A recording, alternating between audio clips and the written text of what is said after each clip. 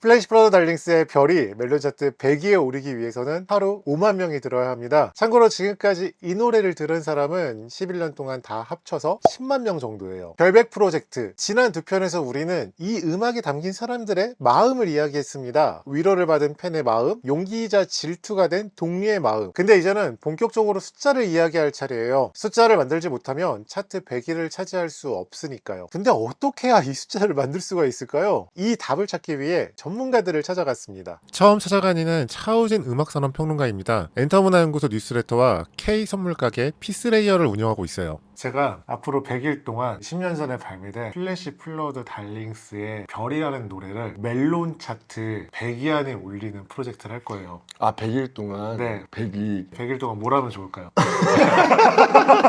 다짜고짜? 보통 멜론 100위에 올라가는 곡들? 네네. 멜론에서 멜론 순위를 올리기 위해서 해야 되는 것들. 일단 레이블을 되게 오래 하셨으니까. 약간 그런 프로세스가 있지 않아요? 아는 게? 모르죠. 몰라서 물어본 거죠, 지금. 몰라요? 예. 어. 예, 멜론 100이 올라왔어야 알지, 그거를. 어. 네. 이 말을 듣고 생각해보니 제가 목표를 세우고도 이걸 이루기 위한 정확한 방법을 모르고 있더라고요. 그래서 멜론 차트 100위에 들려면 어떤 조건이 필요한지를 찾아봤습니다. 멜론의 대표 차트는 두 개가 있죠. 탑백과 핫백. 핫백에는 이런 곡들이, 핫백에는 이런 곡들이 순위에 있어요. 핫백? 이거는 잘하면 들 수 있을 것 같은데? 하지만 핫백은 발매 100일 이내의 곡만 집계하는 차트입니다. 즉 11년 된 별은 탑백 차트에 도전할 수밖에 없어요. 탑백 차트는 최근 24시간 스트리밍 수 플러스 최근 1시간의 스트리밍 수로 집계됩니다. 한 사람이 여러 번 반복 재생해도 1시간에 1회만 집계가 돼요. 그리고 이렇게 들은 스트리밍 수는 40%만 반영됩니다. 나머지 60%는 다운로드 수예요. 이걸 대략적으로 정리하면 이렇습니다. 과연 10년 전에 발매된 노래를 100일 동안 멜론 차트 100위 안에 올린다. 가능할까요? 저는 불가능하다고 생각하지 않아요. 그러니까 시기는 상관없다. 사실 10년 전에 나온 거든 뭐 5년 전에 나온 거든 지금 나온 곡이든 음악 자체가 발견되는 방식은 뭐 크게 다르지 않은 것 같다. 뭐 이런 생각이고요. 예전 같으면은 신곡이 너무 중요하고 그러니까 거기에 뭐 모든 자원을 쏟아 넣어서 어쨌든 신곡을 올리고 근데 지금 음악을 듣는 환경, 뭐 소비 습관 이런 거를 기준으로 보면 듣는 사람 입장에서는 10년 전에 나온 곡이든 그냥 어제 나온 곡이든 그냥 들어서 괜찮으면 그냥 계속 듣는 것 같아요. 차트라는 거는 후행지표잖아요. 차트가 움직이려면 바깥에서 굉장히 큰 힘이 있어야 된다. 비용을 가지고 할 수 있는 게 아니니까 기획이 있어야 되는 거예요. 팬을 만들거나 혹은 팬을 찾는다. 심지어 10년 전의 음원이면 분명히 기억하는 사람들이 있을 거고 예상하건대 되게 어렸을 거다. 한 10대 후반이거나 20대 초반 이때 이제 플래시 달린 음악을 듣고 되게 멋있는데 되게 좋은데 라고 했던 기억을 가지고 있는 사람들이 A라는 그룹이 있을 거다. 그리고 지금 나이와 상관없이 조금 힙하고 좀 알려지지 않은 음악 이런 거를 좀 듣고 싶어. 그리고 그런 거를 약간 사람들한테 좀 공개도 하고 싶어 라는 생각을 가진 요즘 친구들이라는 게 이제 B라는 그룹이 있을 거고 C는 딴 건 모르겠고 그냥 조금 색다르거나 혹은 지금 분위기에 어울리는 어떤 음악을 듣고 싶은 그런 일반적인 리스너들이 있을 거고 뭐 이런 식으로 그냥 카테고리를 나누면 이 사람들을 찾아야 되는 게 일단 우선이겠죠. 어디에 있냐. 수소문을 하든 아니면 뭐 옛날 계정을 뒤지든 그들이 지금 어디에서 뭐 하고 있는지 한번 찾아보고 한번 유추해보고 그런 식으로 해서 일단은 뭐 10명이든 50명이든 모아놓고 그럼 이 사람들한테 뭔가 미션을 주거나 기획안이 있거든요. 100일 역주행 도전기네요. 네네. 회사가 문을 닫아요?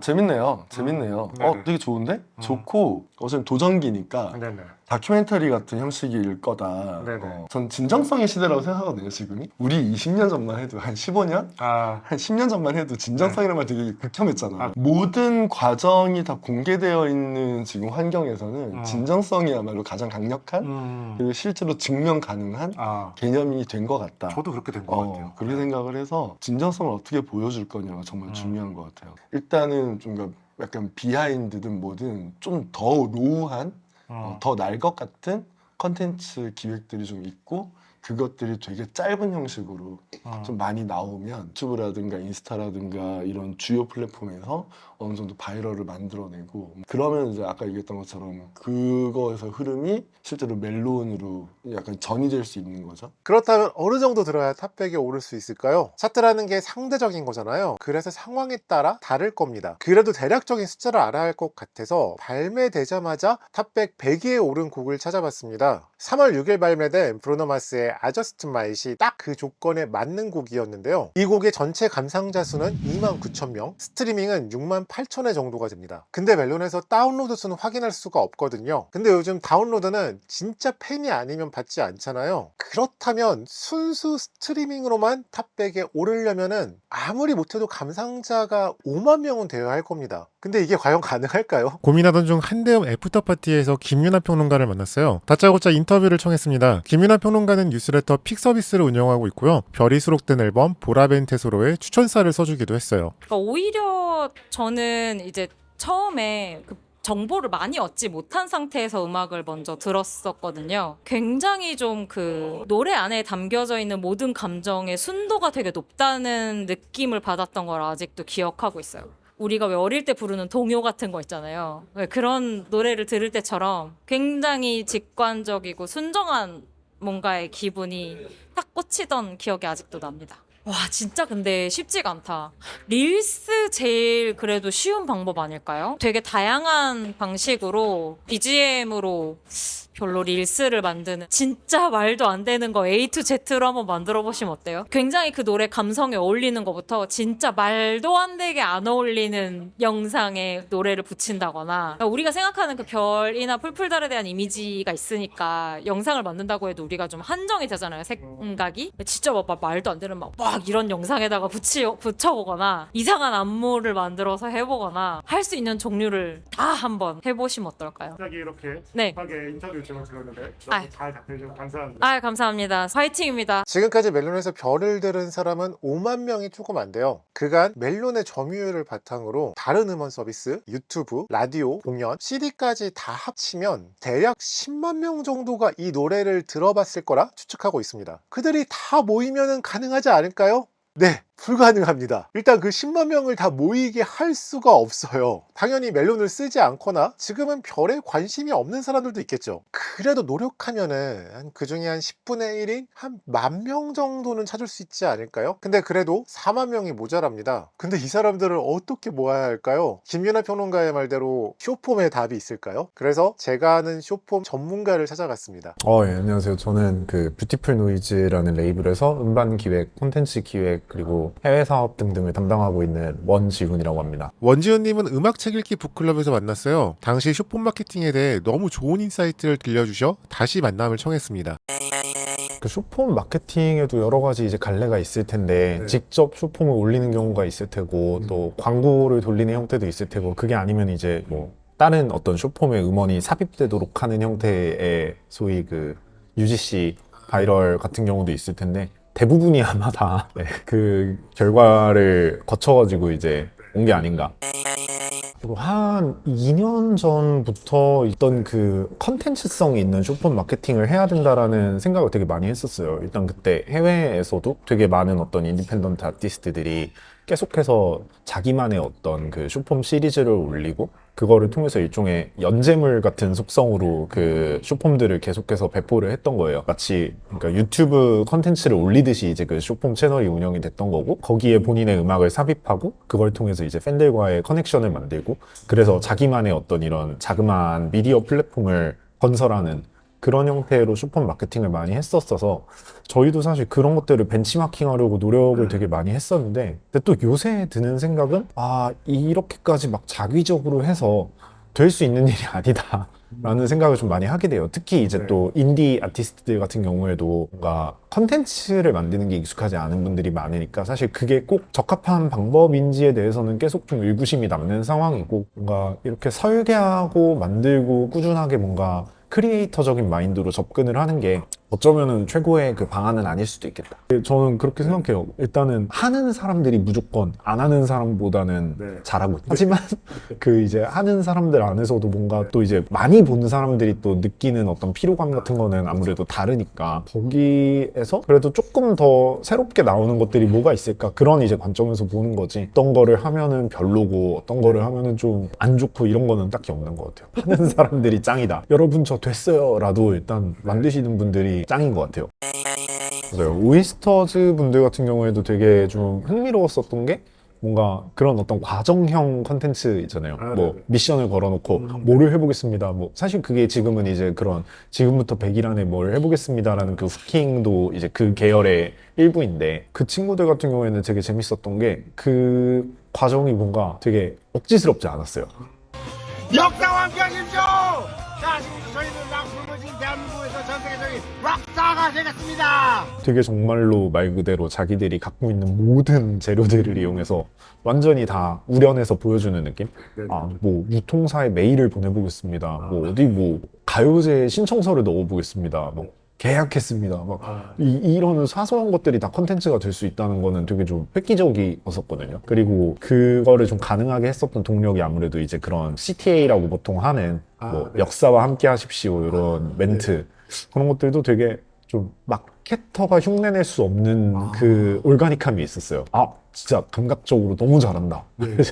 그런 생각을 좀 갖고 지켜봤었던 팀이었었고, 당시에는 그래도 그런 식으로 하는 팀들이 아름아름 이제 있었던 것 같은데, 그냥 오히려 저는 이제 그런 후킹이 너무 그 설계가 되기 시작하면서부터 그쪽에 흥미가 확 떨어져 버렸어요.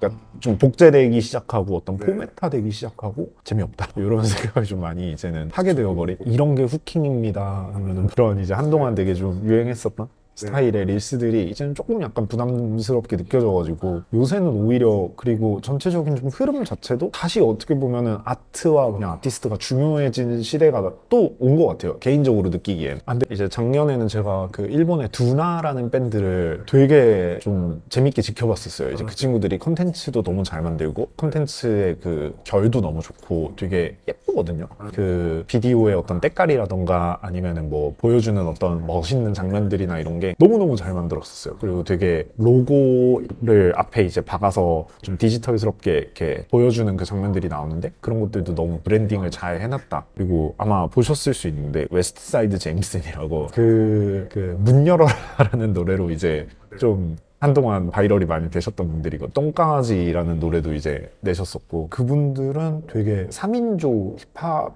트리오 같은 분들인데 되게 좀 요새 완전 유행하는 그런 장르의 음악을 하시는 분들이고, 그리고 근데 거기에 이제 릴스가 좀 다른 힙합 하시는 분들이 절대 안 할 것 같은 막 댄스 느낌, 그리고 되게 유머가 가미된 그런 릴스를 계속 올리시던 분들이요. 이분들도 되게 시장에 비어있는 부분을 되게 빠르게 포지셔닝 해가지고 잘 끌고 가신 케이스다라고 생각을 해가지고, 그 웨스트사이드 제임슨 분들을 만났을 때 그 무릎을 탁 치는 이야기들을 되게 많이 해주셨거든요. 본인들은 이런 식으로 좀 우스꽝스러울 수 있는 릴스를 올리기는 하지만 어쨌든 간에 아티스트라는 그 아이덴티티를 유지를 하고 싶다. 그래서 절대 말을 하거나 약간 노는 종류의 릴스는 올리지 않는다. 무조건 자기들 음악이랑 관련된 거. 우리는 그냥 음악을 이렇게 확산시키기 위한 포맷을 채택했을 뿐이지 완전히 어떻게 보면은 그 재미만 주는 개그맨 같이 이제 가는 포지션으로는 가지 않는다라고 명확하게 좀 얘기를 하시더라고요. 남들이 볼 때는 그냥 되게 웃겨 보일 수 있는 릴스 올리는 분들이라고 가볍게 볼 수도 있지만, 이 안에서 또 되게 치밀하게 어떻게 보면 크리에이티브가 설계가 돼 있는 거잖아요. 그리고 아티스트가 되게 정확하게 자기를 포장하거나 보여주고자 하는 방식이 있는 거고, 그러면은 사실 그렇게 생각이 되어 있는 것들은 뭐 꼭 의도대로 풀리는 게 아니더라도 되게 좋은 무기가 될 수 있다고 생각을 해가지고, 많은 사람들이 어떻게 보면 콘텐츠를 접근하는 거를 되게 어려워하는 이유도 본인이 본인을 어떻게 보여주고 싶은지가 명확하지 않기 때문에 어려운 거라는 생각도 들어요. 그러니까 그게 명확하면은 사실 웃겨줘도 돼, 어차피 이건 우리 노래 홍보하는 방식이니까 라고 해석할 수 있는 건데, 그게 아니면은 이렇게까지 가다가 우리 이미지가 낮아지면 어떡하지를 사실 걱정하게 될 수도 있는 거잖아요. 이분들의 머릿속에는 이미 그 부분은 계산이 다 끝났구나, 우리는 정확하게 뭐를 하는 사람들이야가 설계가 돼 있으니까 이렇게 얘기할 수 있는 거구나 해가지고, 되게 크리에이터로서의 어떤 그 건강한 뚝심 같은 거를 봤던 느낌이어서, 의외로 처음부터 확산을 고려하면 안 된다고 생각을 하고 있어요, 지금은. 니치 마켓의 공략이 우선이다라는 생각을 하고 있어요. 타겟 마켓을 정확하게 좀 찾는 과정이 일단은 제일 중요한 것 같다. 저희가 왜 이 생각을 하게 됐냐면은 작년에 이제 저희 회사에서 나왔던 앨범들이 되게 여러 개가 있었는데 그 중에 제일 많은 사랑을 받았던 게 매드클라운의 이제 Anything Goes To라는 앨범. 그 앨범에서 제일 잘 된 노래인 죽지마라는 노래는 포에트리 슬램이라고 하는 그 시를 약간 랩처럼 낭송하는 그런 형태의 어떤 예술인데 이거는 전혀 일반적이지 않고 길 가는 사람 아무나 붙잡고 포에트리 슬램 아세요? 이러면 모르는데요? 라고 대답을 할 거예요, 분명히. 전혀 대중적인 포맷이 아니고. 그리고 시온의 아이엔진 같은 경우에도 정말 뭐 하이퍼팝부터 각종 뭐 EDM 장르들 그리고 슈게이즈 등등등등 이 친구가 관심을 가지고 있는 그 정말 세밀하고 코어한 장르들이 짝꿍이 돼서 들어가 있는 앨범이라 이 두 앨범은 논리적으로는 대중적일 수 없는 앨범이에요. 근데 이 앨범들이 가장 많은 사랑을 받고 댓글로 반응을 받았다라는 거에서 저희도 되게 좀 큰 깨달음을 얻었어요. 뭔가 시장이 좀 변화하고 있다라는 생각도 들었었고 정말로 괜찮은 어셋을 만들고 그 어셋이 우리가 타겟하고자 하는 사람들하고 이렇게 레저네이트 할 수 있도록 만들어 놓고 그곳을 공략하는 거를 우선으로 삼으면은 이거는 퍼질 가능성이 높아진다 라는 생각을 좀 하게 됐어요. 몇 년 전에 유행한 거라서 지금은 또 다를 수 있을 것 같은데 그 기묘한 이야기에 나오는 배우 중에 스티브라는 역할로 나오는 그 배우가 이제 DJO에서 조라는 이름의 그 밴드로 활동을 또 하잖아요. 그 친구의 노래 중에 End of the Beginning 이라는 노래가 노스탈직하고 되게 감성적인 느낌의 그 UGC 들이 되게 많이 나오면서 엄청 그 잘 됐었던 노래였는데 그런 형태의 뭔가 캠페인이 좀 떠오르는 것 같아요. 그때도 이제 그 한창 되게 쇼핑 많이 올라오던 게 이제 그 노래가 When I'm back in Chicago, I feel it 막 하면서 이제 자기가 시카고에 돌아왔을 때 느껴지는 그런 감정들을 얘기하는 게 있는데 거기서 You take the man out of the 둔둔둔둔둔 하면서 이제 거기 맞춰서 막 사진들이 이렇게 나오고 자기 어렸을 때나 아니면 고향에 있을 때나 그런 사진들을 막 덤핑해서 보여주는 스타일의 릴스? 틱톡이 되게 유행했었거든요. 거기에 맞춰서 각 개인이 그냥 자기 이야기를 좀 할 수 있는 템플릿이 됐었다고 생각을 하거든요. 이 곡도 뭔가 그런 형태로 해석할 수 있지 않나 싶어가지고 되게 뭔가 사람들이 자기 얘기를 할 수 있게 하는 어떤 그 릴스 템플릿이 되면은 퍼질 수 있는 형태의 음악이지 않나? 어쨌든 이게 뭔가 사람들이 막 들어보고 궁금해서 막 찾아보고 또 이야기를 이해하고 여기에 빠져들고 하는 거는 정말 확률이 너무너무 낮은 이야기이지만 이거는 적어도 누군가 어떤 사람들이 무조건 위로가 될 거야 싶으면은 그쪽을 먼저 공략하는 것도 방법일 것 같아서 뭔가 막 엄청 디테일하게 얘기하기는 좀 그렇지만 뭔가 그런 방법들이 좀 있지 않을까. 저희도 매드클라운의 노래가 주제가 자살과 관련된 내용이었으니까 그 애초에 컨셉 자체를 좀 그런 동기부여 연설 같은 형태로 잡았었거든요. 동굴 속에 숨지 마, 기죽지 마.